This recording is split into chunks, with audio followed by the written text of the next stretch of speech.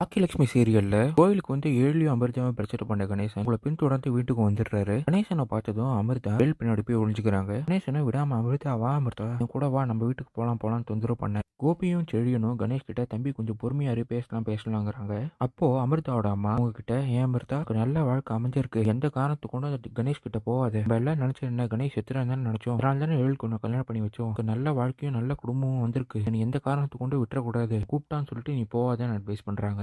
கணேஷும் கோவப்பட்டு உங்க யார்கிட்டயும் பேசவில்லை, நான் பேச வந்தது எல்லாமே அமிர்தா கிட்ட தான், கிட்ட கொஞ்சம் பேசணும் தள்ளி போங்கன்னு கிட்ட போறப்போ அமிர்தா கணேஷை பார்த்து பயந்து பாக்கிய பின்னாடி போய் ஒளிஞ்சுக்கிறாங்க. கணேஷும் விடாம நிலா பாப்பாவை தூக்கலான்னு போறப்போ நிலாவும் அப்பா அப்பான்னு சொல்லிட்டு ஏழு கிட்ட போறாங்க. இந்த பிரச்சனை நடந்துட்டு இருக்கிறப்போ ஏழு அங்க நடக்கிற விஷயத்த பார்க்க முடியாம மாடி படிக்கட்டுல போய் உட்காந்து அழுகுறாரு.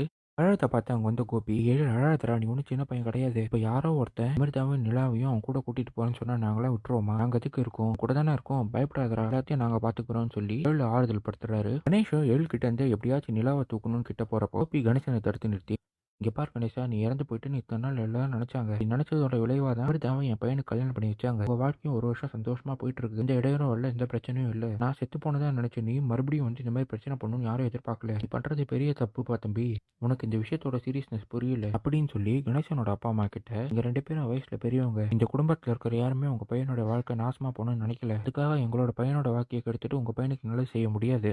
கணேசனோட அப்பா அம்மாவும் கணேஷ்க்கு சப்போர்ட்டா தான் பேசுறாங்க. கணேஷும் விடாப்படியா அமிர்தா நிலா இல்லாம வீட்டுக்கு போகணும்னு சொல்லி அமிர்தா பயத்துல நிலாவை தூக்கிட்டு மொட்டை மாடிக்கு போயிடுறாங்க. ஸோ இதான் சான்ஸ்னு மொட்டை மாடிக்கு போகலாம் ட்ரை பண்ணுறப்போ செடியனும் கோபியும் தடுத்து நிறுத்துறாங்க.